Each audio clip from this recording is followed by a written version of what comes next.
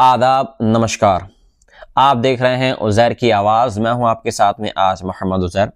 देखिए, Donald Trump की जो मुलाकात हुई है MBS के साथ में, यानी मोहम्मद बिन सलमान के साथ में व्हाइट हाउस के अंदर, और उस मुलाकात का सबसे अहम जो मेन मोटिव था वो ये था कि सऊदी अरब को F-35 प्रोवाइड कराना।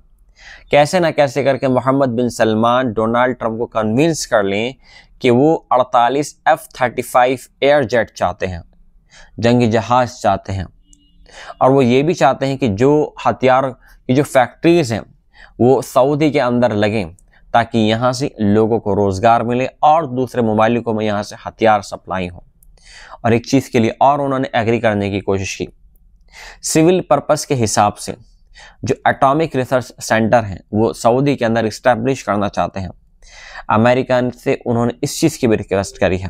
लेकिन सबसे अहम बात, इससे पहले F-35 जो लड़ाकू जहाज़ है, सऊदी ने तो अब यहाँ पर रिक्वेस्ट करी है, अब इंतजा करी है अमेरिका के साथ में। इससे पहले UAE ने मोहम्मद बिन सलमान, मोहम्मद बिन जायद अल नहयान ने कई बार डोनाल्ड ट्रंप से, जो बाइडेन एडमिनिस्ट्रेशन के टाइम में भी और इस टाइम में भी कई बार रिक्वेस्ट करी F-35 देने के लिए अमेरिका को, कि वो UAE को F-35 प्रोवाइड कराएं। लेकिन अब ये जो मसला है सऊदी का तो एक अलग हट के मसला है, लेकिन यहाँ पर जो अभी मसला अभी दोबारा से एक सामने आया है वो आया है UAE का F-35 के अकॉर्डिंग। क्योंकि यहाँ पर थोड़ा सा जो बाइडेन एडमिनिस्ट्रेशन के टाइम में जो ये मामला था वो थोड़ा खटाई में यहाँ पर पड़ चुका था। लेकिन अब इस बार एक रिपोर्ट सामने यहाँ पर आई है कि क्यों अमेरिका ने F-35 UAE को प्रोवाइड नहीं करा है, उसकी क्या वजहवात थी। देखिए, सामने एक चीज़ और आई है कि UAE जो है यहाँ पर दोनों तरफ से खेल रहा है। जिस तरीके से अमेरिका यहाँ पर इल्ज़ाम लगा रहा है UAE के ऊपर कि UAE जो है एक साइड चाइना से भी उसने हाथ मिलाया हुआ है, दूसरी साइड उसने अमेरिका से भी हाथ मिलाया हुआ है।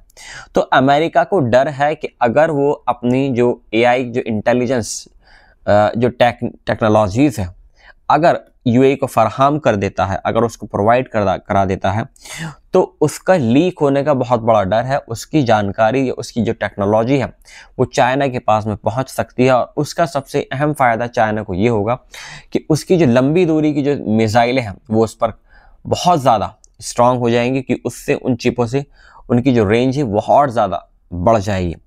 देखिए, अमेरिकी रक्षा और खुफिया अधिकारियों ने आकलन किया है कि अबू धाबी के ज़ायत मिलिट्री सिटी में चीनी पीपल्स लिबरेशन आर्मी यानी PLA के सैनिक तैनात थे। ये जो अमेरिका के कुछ जो खुफिया अधिकारी हैं वो यहाँ पर जानकारी दे रहे हैं। ये मूल्यांकन तब सामने आया जब 2020 में अमेरिकी अधिकारियों को बेस के एक हिस्से में प्रवेश से मना कर दिया गया, यानी जो उनके जो टॉप ऑफिशियल्स हैं, जो कमांडर्स हैं, जब वो उस बेस में घुसने की कोशिश कर रहे थे तो उनको मना कर दिया UAE के जो ऑफिसर्स थे। अब जब उन्होंने उनको मना कर दिया, इतने हाई प्रोफाइल जो वहाँ पर मिलिट्री कमांडर्स हैं अमेरिका के, तो कुछ ना कुछ तो दाल में कुछ काला था। लिहाजा इस पर सघन जांच हुई, पड़ताल हुई। अब ये मामला आकर खुला है कि क्या मामला थे। अधिकारियों को बेस के एक हिस्से में प्रवेश से मना कर दिया गया, और वाशिंगटन ने तुरंत वहीं से खुफिया जो सूचनाएं थी उनको इकट्ठा करना शुरू कर दिया। दो पूर्व वरिष्ठ अधिकारी अमेरिकी अधिकारियों ने गुमनामी की शर्त पर बताया कि PLA कर्मियों की मौजूदगी का आकलन पक्का था। पूरा सबूत था कि वो वहाँ पर PLA के वहाँ पर जो फौजी थे वहाँ पर मौजूद थे। लेकिन उन्होंने ये नहीं बताया कि अमेरिका ने ये जानकारी कैसे हासिल की। अधिकारियों के मुताबिक PLA की मौजूदगी का सबसे बड़ा खतरा ये था कि वह UAE में अल धफ्रा एयर बेस पर मौजूद अमेरिकी 318th एयर एक्सपेडिशनरी फोर्स की गतिविधियों को मॉनिटर कर सकता था। यानी जो अमेरिका की बटालियन है air expeditionary 318th air expeditionary force, वो उसकी जो एक्टिविटीज़ हैं वो उनको वॉच कर सकता था, उनको कैच कर सकता था कि कौन क्या कर रहा है यहाँ पर अमेरिका का आदमी। एक अधिकारी ने यह भी कहा कि UAE का PLA को होस्ट करना कुछ पूर्वी एशियाई देशों की तरह था, जो आर्थिक सहयोग के बदले चीन को सैन्य पहुंच देते हैं। ज़ायद मिलिट्री सिटी में चीनी गतिविधि इससे पहले कभी सार्वजनिक नहीं हुई थी। अब ये स्पष्ट नहीं है कि पीएलए वहां आज भी मौजूद है या नहीं, लेकिन हाँ इसकी अभी तस्दीक नहीं हो पाएगी जो यानी जो चाइना की जो मिलिट्री के कुछ आदमी थे वहां पर अभी भी मौजूद है या नहीं। मगर वॉशिंगटन लंबे समय से अबू धाबी को बीजिंग के साथ सैन्य निकटता न बढ़ाने की चेतावनी देता आ रहा है कि आप बिल्कुल भी चाइना के साथ में अपने रिश्तों को और ज्यादा मजबूत नहीं करेंगे।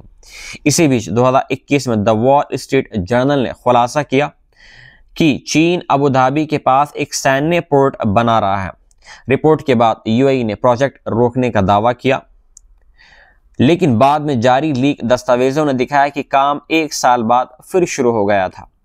चीन यूएई सैन्य संबंध पूरी तरीके से खुले हुए हैं। 2024 में दोनों ने शिनजियांग में संयुक्त एयर ड्रिल भी की थी, यानी एक प्रैक्टिस हुई थी। यूएई के जो फोर्सेस हैं एयर फोर्सेस और चाइनीज एयर फोर्स की शिनजियांग रीजन के अंदर। एमईई के सवाल पर ना तो चीनी और ना ही अमीराती जो दूतावासों ने इस पर कोई जवाब दिया है। उधर अमेरिका यूएई रिश्ते तकनीक और हथियार सौदों में चीन के बढ़ते प्रभाव से और ज्यादा उलझ गए हैं। पिछले हफ्ते ट्रंप प्रशासन ने यूएई की सरकारी एआई कंपनी G42 और सऊदी की हुमैन को 10,000 उन्नत एयर चिप्स बेचने की मंजूरी दी। यह निविडिया जैसी कंपनियों के लिए एक बोनस था, लेकिन अमेरिकी सुरक्षा प्रतिष्ठान ने इस पर बहुत ज्यादा बेचैनी बढ़ गई है, क्योंकि 2022 में मिली अमेरिकी इंटेलिजेंस के मुताबिक G42 ने चीन की हुआवे को ऐसी तकनीक दी थी जिसका उपयोग पीएलए ने एयर टू एयर मिसाइलों की रेंज बढ़ाने में किया। यानी जो एयर टू एयर मिसाइलें होती हैं उनकी रेंज बढ़ाने में इस चीज का वहां पर बहुत ज्यादा यूज हुआ है। सुरक्षा चिंताओं के बावजूद अमेरिका क्षेत्रीय सैन्य अभियानों के लिए यूएई पर निर्भर है। रेड सी स्थित अमीराती बेस से अमेरिका ने सोमालिया में इस्लामिक स्टेट के खिलाफ ऑपरेशन चलाए हैं। वहीं राजनीतिक रूप से यूएई इजराइल का सबसे करीबी अरब साझेदार बनकर उभरा है। 2020 के अब्राहम समझौते के बाद यूएई को F-35 लड़ाकू विमान देने का वादा भी किया गया था, लेकिन चीन से उसके नजदीक आने के बाद में बाइडेन प्रशासन ने इस सौदे को मंजूरी नहीं दी। अभी मैंने इसी रिपोर्ट में मैंने आपको बताया।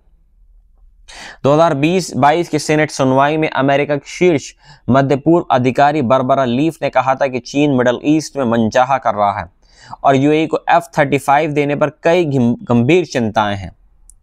अब ट्रंप वापसी के बाद सऊदी को F-35 देने का ऐलान पहले ही हो चुका है और अबू धाबी भी इसी उम्मीद में बैठा हुआ है कि हमारे पाले में भी F-35 लड़ाकू विमान आ जाएंगे कि वॉशिंगटन उसके लिए भी दरवाजा खोल दे। लेकिन पीएलए की कथित मौजूदगी उस रिश्ते को एक बार फिर भूकंप की तरह हिला चुकी है।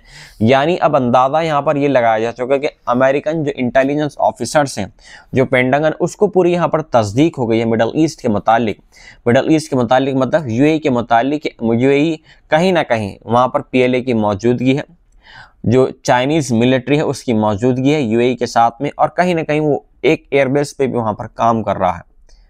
और इसकी शिनजियांग जो रीजन है चाइना के अंदर, वहां पर भी एक एयर डील हुई थी दोनों ही कंट्रीज की। तो एक बहुत बड़ी यहाँ पर बात होने वाली है, जिस एक आस लगाए बैठा है यहाँ पर यूएई F-35। और बाइडेन एडमिनिस्ट्रेशन के टाइम में जब इस खुफिया जानकारी का पता लगा अमेरिकन इंटेलिजेंस को, तो उन्होंने इस डील को रोक दिया। और डील रोकने की वजह भी सिर्फ यही थी, जो F-35 जो डील रोकी गई है अमेरिका ने जो रोकी। लेकिन कितना भी मिडल ईस्ट की जो कंट्रीज हैं, सऊदी या यूएई कर ले, उनको वैसे तो उन्नत हथियार नहीं मिलेंगे जैसे इजराइल को मिलते हैं।